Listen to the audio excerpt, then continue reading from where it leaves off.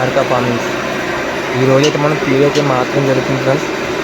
మనం రైకొట్టు పెట్టకంట్లు మార్చేసి వాటి ప్లేస్లో కొంచెం తక్కువ బడ్జెట్లో అయ్యేలాగా పాతధాన్యం, చోళ్ళు, అలాగే రాగులు, గంట్లు, బాదం మిక్స్ చేసి మేమైతే పిండి ఆడడం జరిగింది ఫ్రెండ్స్.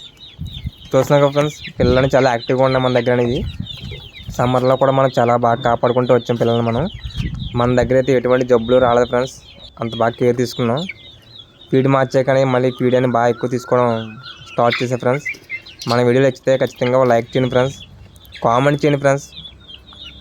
మనకు వీడియో అనేది ఎక్కడ దాకా వెళ్తుందని చూద్దాం అనుకుంటున్నాం ఫ్రెండ్స్.